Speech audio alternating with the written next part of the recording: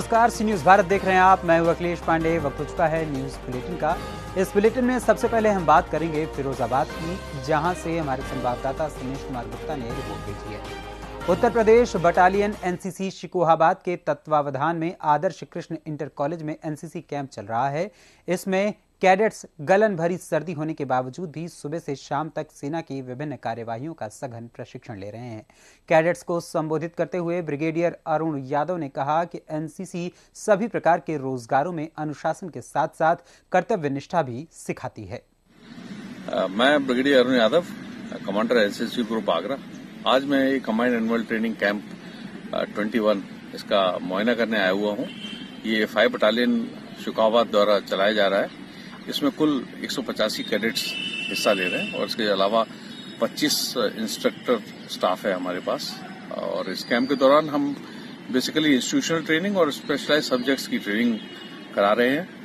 साथ ही साथ certificate exams ABC certificates की तैयारी भी की जा रही है।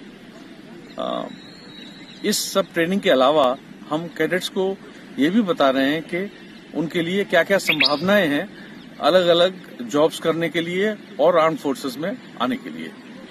मैं पूरे स्टाफ को बहुत बहुत बधाई दे रहा हूं और उनको शुभकामनाएं देता हूं। यह कैंप बड़े ही सुचारू रूप से चलाया जा रहा है। धन्यवाद। अगली खबर हमारे संवाददाता अरबाज खान ने झारखंड से भेजी है।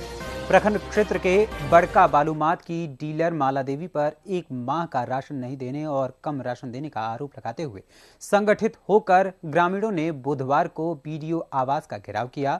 साथ ही डीलर को हटाने की मांग करते हुए एक शिकायती पत्र प्रखंड विकास पदाधिकारी राजश्री ललिता बाखला के नाम सौंपा है। झोटा पकड़, मेरा झोटा ही पकड़ लिया था। राशन लेने जाइए, जहाँ जाना तहाँ चल जाए, कुछ नहीं होगा। किसके द्वारा ये बात बोला गया? ये बोला है अशोक डीलर बोला है, माला देवी के पति बोला है। कब बोला है इसे? हो गया साल भर हो गया। बाबा अभी बोल रहा था, फोन किए राशन कब दीजिएगा, तो बोलता है कि तुम राशन क्या करे, देंगे 2-4 दिन में। बोलिए 31 दिसंबर को आप ले लिए हैं अंगूठा, तो 15-12 आज 11 जनवरी हो गया। राशन क्या ज्यादा बोलेगी नहीं तो रगड़बो करेंगे, ऐसे बोलता है। मालूम हुआ जी, क्या मामला में आप प्रखंड कार्यालय? मामला यही है कि हम लोग का जो डीलर है अशोक जी, वो है जो नवंबर जी और दिसंबर जी का राशन जो है कि नहीं दिया है। और उसका बावजूद है कि आदमी लेने भी जाता है तो बोलता है नहीं से 1 महीना देंगे, और ऐसे बोलता है कि नहीं से हम नहीं लेंगे, तो बोलता है नहीं जहाँ जाना है से जाइए। किनके द्वारा ये बात बोला गया? ये बात अशोक बोलते हैं, अशोक डीलर बोल देते हैं कि जहाँ जाना है जाइए। तो ये है मनमानी करते हैं, है ना, मनमानी करते हैं। ये ठेपा जो है कि दिसंबर का लग गया है, नवंबर के भी लग गया है, अभी तक मिला नहीं है ना। 10-15 दिन पहले लग गया ठेपा और अभी तक किसी को कुछ नहीं मिल रहा है। और 1 महीना के ऐसे देता और बोलता है कि जहाँ जाना है सो जाइए। अरे मनमानी करते हैं। 10 हो के आज लगे बांटे, है ना, 2 दिन बाद फिर ऐसे बांटते हैं। आप ठेपा लगाए हैं, आप जो फिंगर लगाए हैं राशन के लिए, उसके बाद आप बोले उनको कि हाँ हम राशन के लिए फिंगर लगाए हैं, वो राशन हमको मिलेगा कि नहीं मिलेगा? हाँ बोले। हाँ, क्या बोला? बोले तो बोलते हैं कि नहीं से 1 महीना का राशन आया। तो वही हम बोले कि नवंबर और दिसंबर वाला क्या हुआ, वो कहाँ चल गया। और है सबको यही बात है कि ऐसे बोलते हैं कि जहाँ जाना है ऐसे जाइए। अब माना मानी करते हैं। तो ऐसा ऐसे हम लोग चाहते हैं कि कोई अच्छा गरीब व्यक्ति को ये ऐसे दिया जाए। हर है इसके हम लोग का जितना टोला मोहल्ला का है, जितना हम लोग संख्या है कार्डधारी, सब यही बात बोलते हैं कि यह ऐसे डीलर हम लोग को कोई अच्छा चाहिए। और 1 किलो ऐसे राशि मतलब कि काट लेते हैं, और हर गांव में आधे किलो मतलब कि कट रहा है। हम लोग जहाँ 1 किलो काट रहा है, काट ले रहा है, 4 किलो दे रहा है, और पैसा भी पूरा ले रहा है। राशन लेने के लिए हम लोग कार्डधारी वहीं के हैं। तो अगला यही महीना 28-29 के अंगूठा लगाए, तो 28-29 का अंगूठा लगाए तो बोल दिया कार्ड अंगूठा लगा करके और कार्ड दे दिया। तो हम लोग कार्ड लेके चल गए। और जब कार्ड लेके चल गए तो वो बोले कि राशन कब दीजिएगा भैया, तो बोले कि नहीं से राशन देंगे वही 4-5 तारीख की दे देंगे, 5 तारीख की दे देंगे। 5 तारीख हुआ तो उनको तो पता नहीं। जब हम देवर जगन था नंबर तो फोन लगाए कि भैया आप कहाँ हैं, राशन दीजिएगा। तो अब काहे राशन राशन हल्ला कर रहे हैं, कौन बांट रहा है राशन? से हम आ रहे हैं तब राशन देंगे। तब आज भी खबर गया सुबह कि बांट रहा है राशन, तो राशन बांटने का खबर आया तो हम लोग गए। हम गए राशन लेने के लिए झोला लेकर के, तो वो ऐसे बोल रहा है कि पहले अंगूठा लगाओ तब हम राशन देंगे। तब हम बोले कि नहीं, जो हम लोग 28-29 के जो फिंगर लगा है उस पर हम लोग राशन हम लेंगे। तब वो बोला कि नहीं, से वैसे नहीं होता है, से पहले फिंगर लगाओ तब देंगे। तो आज फिर 2 अंगूठा ले रहा था, हम अंगूठा नहीं लगाए हैं, बस हम वही सुन करके बस हम बाहर निकल गए। हम फिर वहाँ पर ही नहीं राशन झोंके। अभी तक क्या महीना से रह गया? राशन तो हम ऐसे तो बोल कैसे अंग्रेजी में तो हम नहीं जानते हैं सब बोलने के लिए। सितंबर में पैसा से, अक्टूबर में पैसा से, फ्री राशन नवंबर दिसंबर के राशन मिला। अब रुख करते हैं हमारी अगली खबर की ओर, जो कि कौशाम्बी से है, जिसे हमारे संवाददाता अब्दुल गनी ने भेजी है। कौशाम्बी के मंझनपुर थाना क्षेत्र नाराज चौकी ग्राम साहिबाबाद में रंगदारी के पैसे न देने पर वसीम अहमद नामक व्यक्ति को कुछ दबंगों द्वारा जान से मारने की धमकी दी गई थी, जिसके बाद वसीम अहमद द्वारा थाने में शिकायत दर्ज कराई गई, लेकिन अब तक कोई कार्यवाही नहीं की गई, जिस कारण दबंगों के हौसले बुलंद हो गए हैं। अब अगली खबर की ओर रुख करते हैं, जो कि मध्य प्रदेश के रतलाम से है, जिसे हमारे संवाददाता हुसैन खान ने भेजी है। रतलाम ग्रामीण विधानसभा की ग्राम पंचायत सरवड़ के अलग अलग क्षेत्रों में विधायक दिलीप मकवाना द्वारा 32 लाख से अधिक विकास कार्यों का भूमि पूजन किया गया। इनमें सामुदायिक भवन के साथ स्टॉप डैम और पुलिया का भी निर्माण कार्य शामिल है। विकास कार्यों के भूमि पूजन के दौरान क्षेत्र के जनप्रतिनिधि और ग्रामीण जन भी उपस्थित रहे। अब खबर है सोनभद्र से, जिसे हमारे संवाददाता कुमधर चौधरी ने भेजी है। ओबरा थाना क्षेत्र के अंतर्गत चलाए जा रहे अभियान के तहत पुलिस ने दुष्कर्म के मामले में पीड़िता की मां की तहरीर के आधार पर आरोपी को गिरफ्तार कर लिया है। आपको बता दें कि थाना प्रभारी मिथिलेश मिश्रा, चौकी इंचार्ज अमित कुमार त्रिपाठी ने अपनी फोर्स के साथ इस काम को अंजाम देने में सफलता हासिल की है।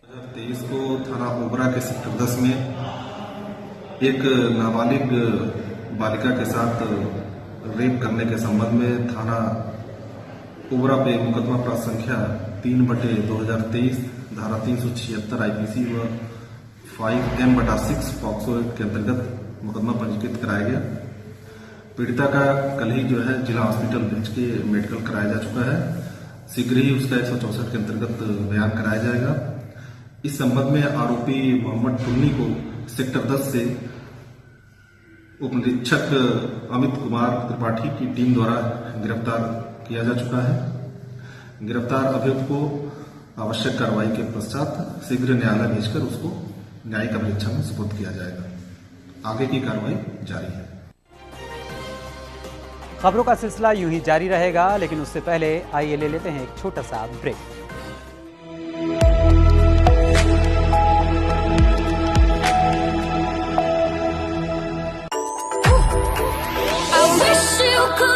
My style has all the colors of the world.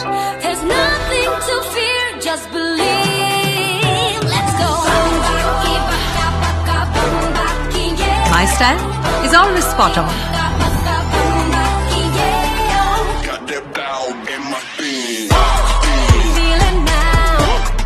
My style is never dull. Take a bow, tell me how you feel now. My style never waits. The new Vivo Y75. It's my style.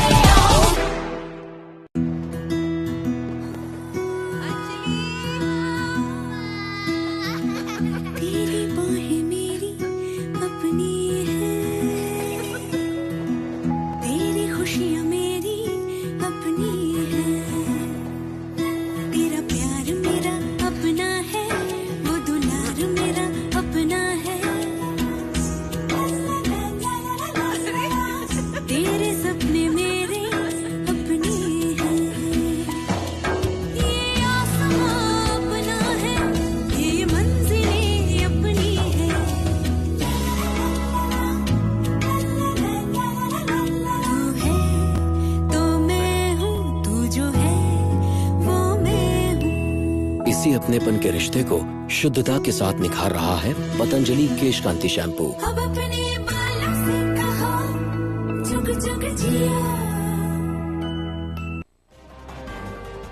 Break के बाद एक बार फिर से आपका स्वागत है। तो चलिए रुख करते हैं अब अगली खबरों की ओर, और अगली खबर है अशोकनगर चंदेरी से, जिसे हमारे संवाददाता सिद्धार्थ साथ भेजी है। अशोकनगर में सरस्वती विद्या मंदिर में वार्षिकोत्सव आयोजित हुआ, जिसकी अध्यक्षता कर रहे ऑफिसर और सह सचिव सरस्वती विद्या प्रतिष्ठान भोपाल के प्रोफेसर डॉक्टर नीलाभ तिवारी ने नई शिक्षा नीति के बारे में सारगर्भित उद्बोधन में कहा कि छात्रों को अपने जीवन में 25% स्कूल से, 25% दोस्तों से, 25% अपनी प्रतिभा से और 25% अपने अनुभवों से सीख मिलती है, जिसके आधार पर वो जीवन में आगे बढ़ते हैं। कार्यक्रम में पुलवामा अटैक, शास्त्रीय नृत्य, कवि सम्मेलन, पर्यावरण संरक्षण, नृत्य गायन, वादन आदि 26 कार्यक्रम प्रस्तुत किए गए, जिसमें 400 लोगों ने भाग लिया और समाज के गणमान्य नागरिक, अभिभावक, बच्चों के साथ साथ भारी संख्या में मातृशक्तियों से प्रांगण खचाखच भरा रहा। मंचासीन मातृशक्ति ममता गुप्ता सह सचिव ने प्रतिवेदन प्रस्तुत किया। समिति के अध्यक्ष अरुण सोमानी, श्याम रघुवंशी, बीआरसी राजेश तिवारी ने स्वागत भाषण एवं संस्था के प्रधानाचार्य जगदीश शर्मा ने अतिथि परिचय कराया।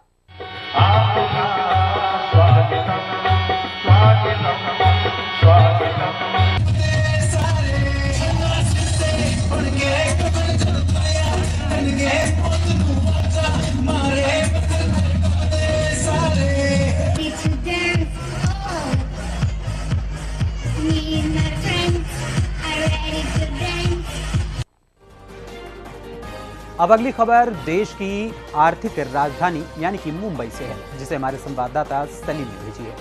राष्ट्रवादी पार्टी के विधायक जितेंद्र अवहाड एक बार फिर विवादों के घेरे में आ गए हैं। हाल ही में विधायक के ऊपर 354 का मामला मुंब्रा पुलिस स्टेशन में दर्ज हुआ था, जिसकी वजह से राजनीतिक गलियारों में माहौल गरमाया था कि अचानक अभी फिर से एक नए विवाद में वो फंस गए हैं।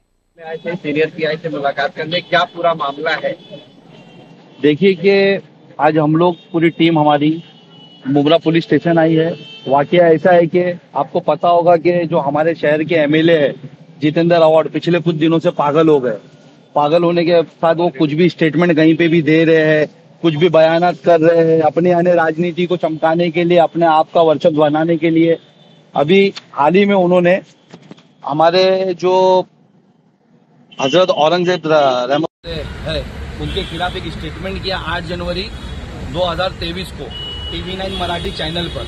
उन्होंने उनको क्रूर बादशाह बताया, उनको मर्डरर, उनकी गलत इतिहास बताया कि वो मर्डरर है और वो इंसानियत माशाअल्लाह का बोलना नहीं चाहिए, वो इंसानियत के नाम पे दब्बा। आप लोग सब जानते हैं कि औरंगजेब रहमतुल्लाह अलैह किस तरीके के वली शिफत शख्सियत थी, किस तरीके के वो परहेज गुजार थे, किस तरीके से उन्होंने यानी देश पे यानी राज किया और देश को यानी संभाला। उस टाइम पे इस देश की GDP बढ़ाई उन्होंने। उस टाइम पे पूरी दुनिया की 22% दौलत हिंदुस्तान के पास थी, लेकिन आप अपना खर्चा टोपी बुन कर करते थे, इतने परहेजगार थे आप वली शिफत थे। और उनके बारे में आप देखिए, मैं जितेंद्र अवॉर्ड की वो क्लिप आप लोगों को सुना रहा हूँ और इनकी होशियारी देखिए कि ये स्टेटमेंट मराठी में देते ताकि मुंब्रा की आवाम को पता न चले जो गुस्ताखी वो हमारे यानी वली अल्लाह के खिलाफ करते वो मराठी में करते, पता ना चले। अभी 8 जनवरी का उनका स्टेटमेंट है, आप सुन सकते हैं।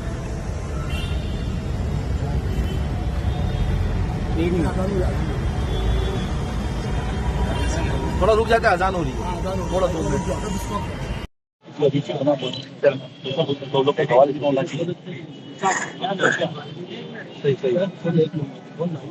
भाई आप लोग आए देखिए, जिस तरीके से हमारे शहर के आमदार जितेंद्र अवॉर्ड साहब ने औरंगजेब रहमतुल्लाह अलैह के बारे में जो अल्फाज इस्तेमाल किए, इसके लिए हम उनसे मतलब पुलिस जो प्रशासन से हमने बात की है कि इनके ऊपर FIR होना चाहिए। इससे पहले इनकी पार्टी के अध्यक्ष ने भी एक बार ये चीज कहा था औरंगजेब रहमतुल्लाह अलैह के बारे में। आपको मालूम है औरंगजेब रहमतुल्लाह अलैह की वो हिस्ट्री है कि जब अखंड भारत था, उस वक्त जब ये बादशाह थे, उस वक्त भारत के GDP 58% पे थी, 58। आज ये सारे लोग मिलकर एक भारत की GDP कहाँ पे रखे इनको नहीं मालूम है। तो हम लोग ये चाहते हैं, और शहर के उलमा, मैं ये बात कहना चाहता हूँ कि जो शहर के उलमा हर वक्त आते थे, तो इस वक्त कहाँ है वो शहर के उलमा जिनको हम ये उनसे सुनना चाहते हैं कि इस मामले में आपकी क्या राय है, आप किसका साथ दे रहे, सच का, हक का या आमदार का? हमारी ये मांग है कि शहर में अगर आप हर चीज के लिए उतर रहे ना, तो इसके लिए भी बोलिए आप लोग, मुंह क्यों बंद करके रखे। चाहे मुफ्ती अशरफ हो, चाहे हमारे शहर के जो उलमा इकराम है, उनको इस बात में इसमें आगे आना चाहिए और उनकी सच्चाई क्या औरंगजेब रहमतुल्लाह अलैह के बारे में वो यहाँ के लोगों को बताओ। आप बताइए, उलमा बताए कि इस औरंगजेब रहमतुल्लाह अलैह की इतिहास क्या थी और उनका इंसाफ कैसा था। वो जो लोग कह रहे हैं कि मतलब वो मानवता के नाम पे धब्बा था, बताइए आप हिस्ट्री उठा के दिखाइए, मानवता कौन सी जगह पे उनकी मान्यता खराब थी। वो एक ऐसा बादशाह गुजरा जिन्होंने कभी हुकूमत के खजाने से अपने ऊपर खर्च नहीं किया। उन्होंने अपनी मेहनत करके 40-45 साल का शासन था उनका, लेकिन उन्होंने कभी अपने ऊपर जाति खर्च नहीं बनाया। उन्होंने टोपी बूंद के अपना खर्च चलाया करते थे। इस तरीके के बादशाह कुरान शरीफ की वो करते किताबत करते थे। ऐसे बादशाह के बारे में आप ऐसा कर रहे, वो हमारे मुल्क के बादशाह थे। हम पाकिस्तान की इस बात नहीं कर रहे, हमारे मुल्क की बात कर रहे। हमारे मुल्क में ऐसा बादशाह गुजरा था जिसके बारे में आप इतिहास उठा के देखिए क्या इसकी कहानी है, बहुत सी चीजें उनकी।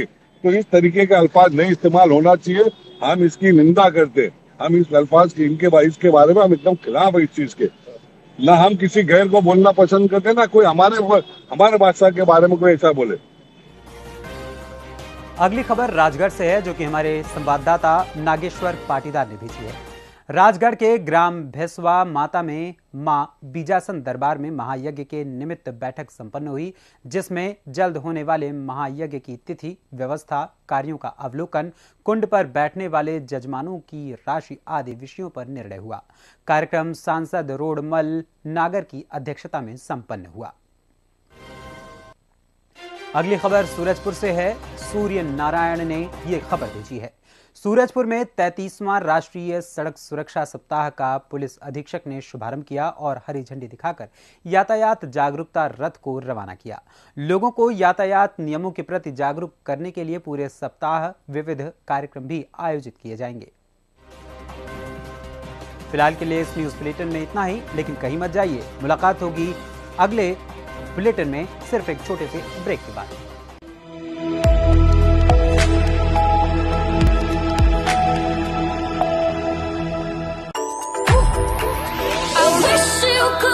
My style has all the colors of the world. There's nothing to fear, just believe. Let's go. My style is always spot on.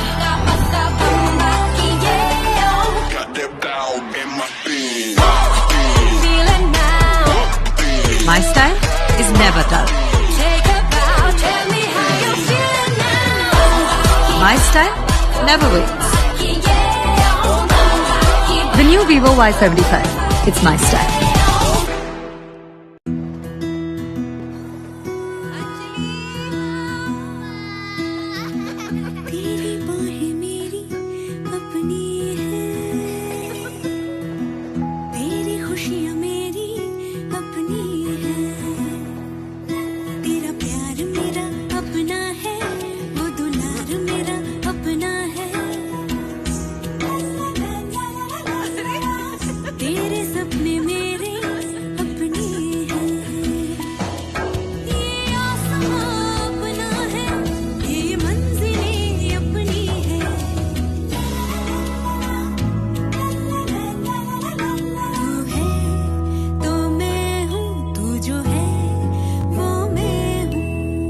अपनेपन के रिश्ते को शुद्धता के साथ निखार रहा है पतंजलि केश कांति शैम्पू।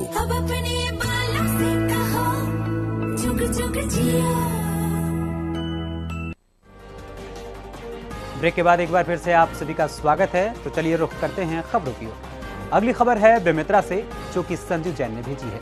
बेमेतरा जिले के देवरबीजा में नवीन प्राथमिक स्वास्थ्य केंद्र के कर्मचारियों की लापरवाही का मामला सी न्यूज भारत ने प्रमुखता से दिखाया था, जिसका काफी असर हुआ है और ब्लॉक मेडिकल ऑफिसर को शो कॉज नोटिस जारी किया गया है और साथ ही उक्त शिकायत की जांच कर दोषी कर्मचारी के विरुद्ध कार्यवाही करने के निर्देश दिए गए हैं। साथ ही अपना स्पष्टीकरण 3 दिवस के भीतर पेश करने को कहा गया है। जवाब संतोषप्रद न होने पर नियमानुसार कार्यवाही भी की जाएगी। अगली खबर देवास से है, जिसे हमारे संवाददाता साजिद पठान ने भेजी है। जिले में बकाया डायवर्सन शुल्क की वसूली के लिए अभियोजन चलाया जा रहा है। अभियोजन के तहत आज देवास में निर्मला वेयर हाउस राजोदा पर लगभग 11 लाख की बकाया होने पर कुर्की की कार्रवाई की गई। कार्यवाही के दौरान नगर तहसीलदार पूनम तोमर, नगर नायब तहसीलदार पूजा भाटी, राजस्व एवं पुलिस विभाग की टीम उपस्थित रही। नगर तहसीलदार पूनम तोमर ने बताया कि वसूली व कुर्की की कार्रवाई लगातार जारी रहेगी। ये राजोदा ग्राम में जो है सोहन सिंह, फूल सिंह और निर्मला बाई द्वारा जो है 2006-07 में जो है वेयर हाउस के लिए डायवर्शन की जो कार्रवाई थी वो डायवर्शन करवाया गया था। अभी वर्तमान में इनकी लगभग 11 लाख की डायवर्शन बकाया है, जिसके लिए इनको बार बार नोटिस दिए जा रहे थे, बार बार कहा जा रहा था, पर इनके द्वारा किसी प्रकार का कोई डायवर्शन जमा नहीं कराया जा रहा था, जिसके तहत आज हम लोगों ने इस निर्मला वेयर हाउस की कुर्की की कार्रवाई करी है और अब जो है ये कुर्की और राजस्व वसूली की कार्रवाई निरंतर जारी रहेगी। अब अगली खबर है फिरोजाबाद से, जिसे हमारे संवाददाता सन्नेश कुमार गुप्ता ने भेजी है। 12 जनवरी यानी कि स्वामी विवेकानंद के जन्मदिवस से पूर्व की संध्या पर बैडमिंटन निबंध प्रतियोगिता, क्रिकेट प्रतियोगिता, पोस्टर प्रतियोगिता, मेहंदी प्रतियोगिता का आयोजन किया गया। साथ ही जयंती के उपलक्ष्य में पूर्व संध्या पर स्वामी विवेकानंद चौक पर स्वामी जी की प्रतिमा पर माल्यार्पण किया गया, जहां कई कार्यकर्ता उपस्थित रहे। आज किस तरीके का कार्यक्रम का आयोजन किया है? आज हमने युवाओं के शोरना स्वामी विवेकानंद की जयंती को सेलिब्रेट किया है। आज किस तरीके का कार्यक्रम का आयोजन किया है? आज अखिल भारतीय भारतीय परिषद फिरोजाबाद द्वारा 12 जनवरी को स्वामी विवेकानंद का जन्मोत्सव मनाया जाता है। उसी उपलक्ष्य में आज स्वामी विवेकानंद जी की तिथि में फूला अर्पण माला अर्पण कर जयंती मनाई गई। अगली खबर हमारे संवाददाता रेशु रंजन से माफी चाहूंगा अगली खबर हमारे संवाददाता रेशु रंजन की है, जिन्होंने खगड़िया से खबर भेजी है। खगड़िया एसपी अमितेश कुमार ने बेलदौर थाना का औचक निरीक्षण किया। वहीं औचक निरीक्षण होने से बेलदौर थाने के कर्मी में हड़कंप मच गया। निरीक्षण करने के बाद खगड़िया एसपी अमितेश कुमार बेलदौर ने थाना क्षेत्र के चोढ़ली पंचायत के जाफराबाद पहुंचकर मामले की छानबीन की। ये जो है कुछ केसेस जो चोढ़ली गांव अंतर्गत दर्ज हुए थे पूर्व में, और लंबे समय से 3-4 केस इस मामले में हो चुके हैं, और इसको मुझे लगा कि थोड़ा सा बारीकी से जांच की आवश्यकता है, तो इसी को जांच करने के लिए एक जो है लगभग रूटीन विजिट ही थी, पूर्व सूचना थी एसएचओ और एसडीपीओ साहब को, तो वही केसेस हम लोग देखने जा रहे हैं। कुछ केस की समीक्षा यहाँ पे भी की गई। अब खबर संत कबीर नगर से है, जिसे हमारे संवाददाता मोहम्मद नईम ने भेजी है। अखिल भारतीय प्रधान संगठन के जिलाध्यक्ष जगदीश चौधरी ने जिलाधिकारी संत कबीर नगर को ज्ञापन देकर मांग की कि क्लस्टर के तहत गांवों में नियुक्त किए गए सचिव हर कार्य में मनमानी करते हैं तथा प्रधान गण की बात अनसुनी करते हैं और उन्हें मालूम है कि अन्यत्र उनका तबादला नहीं किया जा सकता। इन परिस्थितियों में जरूरत पड़ने पर उनके ट्रांसफर की व्यवस्था की जाए। जिले के दर्जनों प्रधान गण ने हस्ताक्षर युक्त ज्ञापन जिलाधिकारी को सौंपा है। ब्लॉक अध्यक्ष, सम्मानित प्रधानगण, प्रतिनिधिगण, हम आप सभी लोगों का हार्दिक स्वागत और अभिनंदन करते हैं। आज हम जिले से समस्त प्रधानगण मनरेगा की समस्या को लेकर के माननीय जिलाधिकारी कार्यालय में आए हुए हैं। सबसे अहम समस्या है कि 23 दिसंबर 2022 से मनरेगा के सिस्टम में यह शर्त तय कर दिया गया है कि चाहे एक मजदूर हो चाहे 100 मजदूर हो, उनकी एक दिन में 2 टाइम हाजिरी लगनी है, वो भी ऑनलाइन एमएमएस ऐप माध्यम से हाजिरी लगानी है। लेकिन इस समस्या से संपूर्ण प्रदेश के प्रधान, जिले के प्रधान परेशान हो गए हैं। ग्रामीण क्षेत्रों में नेटवर्क की समस्या बहुत ज़्यादा है, जिसलिए मजदूर साइट पर तो काम करते हैं, लेकिन नेटवर्क की समस्या होने के कारण ऑनलाइन हाजिरी 2 टाइम नहीं सुचारू रूप से नहीं हो पा रहा है। और जिस तरह से हाजिरी नहीं हो पाती है, तो हम लोग ब्लॉक में आते हैं तो पता चलता कि मस्टूल 0 हो जा रहा है। इन सब बातों को लेकर के हमारे प्रधान साथी बहुत ज़्यादा परेशान हैं, और परेशानी के साथ साथ मजदूर तो साइट पर जब काम करेंगे उनको पैसा चाहिए ही चाहिए। प्रधान जी लोगों से मजदूर पैसा मांगते हैं, प्रधान जी लोग मजबूर होकर के मजदूरी का भुगतान चाहे जिस व्यवस्था से करते हैं करना ही करना है और करते भी हैं। इन सब समस्याओं से समस्त प्रधानगण जूझ रहे हैं। हम चाहते हैं, सरकार से ही अपील करते हैं कि सबसे पहले सरकार अपने नेटवर्क सिस्टम को ठीक कर ले, पूर्ण रूप से ठीक कर ले, उसके बाद यह नियम लागू करे। हम लोग सहमत हैं, स्वागत करते हैं, लेकिन सबसे पहले वो अपना सिस्टम सुधार लें कि हर ग्रामीण क्षेत्र में हर जगह उनका नेटवर्क काम करे, जिससे ऑनलाइन हाजिरी दोनों टाइम हम लोग आसानी से लगा सकें, प्रजेंटी करने में आसानी हो, एब्सेंट न हो। अगला कदम क्या होगा अगर मान लीजिए अगर हम लोगों का जो आज मांग है पूरी नहीं होती है तो आने वाले 16 जनवरी को ऐसा है या प्रधान का मानदेय मान लीजिए और ग्राम सभा में जो समुदाय शौचालय है, पंचायत भवन है, प्राथमिक विद्यालय है, सबका बिल देना है। उससे गांव में विकास कार्य ठप पड़ा हुआ है। मनरेगा के तहत जो भी इस वित्तीय वर्ष 22-23 में कार्य करवाए गए हैं उसका भी पैसा आज तक नहीं आया। ये 1 दिसंबर से लेके आज तक मनरेगा के तहत जितने भी वर्क हुए हैं कहीं मजदूरी का भुगतान नहीं हुआ है। इससे बड़ी समस्याएं सामने खड़ी प्रधानों के सामने हो गई है। आम जनता जो मजदूर काम करते हैं सुबह शाम घर के पास खड़े रहते हैं मजदूरी के लिए, सरकार भुगतान नहीं कर रही उसका। दूसरा मुद्दा है, जैसे कुछ जिले मान लीजिए हमारा जिला संत कबीर नगर या जो सटा इधर है, कुछ जिले जो बॉर्डर सटे हुए जैसे सिद्धार्थनगर हुआ, नेटवर्क जो ऑनलाइन हाजिरी लग रही है वहाँ पे नेटवर्क नहीं काम करता। आप लोग भी जानते हैं बॉर्डर सटे हुए जितने भी जिले हैं वहाँ पे नेटवर्क सुचारू रूप से नहीं चलता है। तो वहाँ ये बताइए प्रक्रिया कैसे संभव है कि ऑनलाइन हाजिरी डेली अपलोड किया जाए। पूर्व की जो व्यवस्थाएं थी उस तरह लागू किया जाए। हम भी डिजिटल इंडिया में जीना चाहते हैं, लेकिन डिजिटल इंडिया मतलब ये नहीं है कि काम ही हमारा सब रोक दिया जाए। प्रधानों के सामने अनेक समस्याएं खड़ी हैं जो हम खुला मंच कहीं मिलेगा, जब बोलने का मौका मिलेगा तो हम बताएंगे आप लोगों से सरकार किस तरह तानाशाही। हमारा कोई अधिकार नहीं रह जा रहा है, प्रधानों का अधिकार छीनते चला जा रहा है। प्रधान ने अब आप एक समस्या समझिए, आम जनता चुनाव जिताती है तो उनको राशन की भी बात आती है। कोटेदार हर गांव में चयनित हैं, कोटेदार बनाए गए हैं, लेकिन कोटेदारों पे प्रधान का कोई अधिकार नहीं रह गया है। कोटेदार मनमानी तरीके से अपना काम करते हैं। पहले एक समय था कि खाद्यान्न का उठान प्रधान के हस्ताक्षर से होता था, कोटेदार के अंदर डर बना रहता था कि अगर कोटा सही नहीं वितरित करेंगे प्रधान का हस्ताक्षर है, कोटा अगला उठान नहीं होगा। और मेरे वहाँ जो नरेगा से या जो भी भुगतान है, जैसे जो है पंचायत भवन का है, सामुदायिक शौचालय का, उसका भुगतान नहीं हो पा रहा है। और ये जो समस्याएं जो आज हो रही हैं, ये व्यवस्था यानी हमें यस की जो है व्यवस्था वो फिलहाल खत्म की जाए। जब तक नेटवर्क का प्रॉब्लम दूर न हो जाए तब तक ये व्यवस्था खत्म करने के लिए आज हम लोग इकट्ठा हुई है। फिलहाल के लिए इस न्यूज बुलेटिन में इतना ही, लेकिन एक छोटा सा ब्रेकअप लेते हैं और ब्रेक के उस पार मिलते हैं एक और खबर के साथ जो कि ललितपुर से है।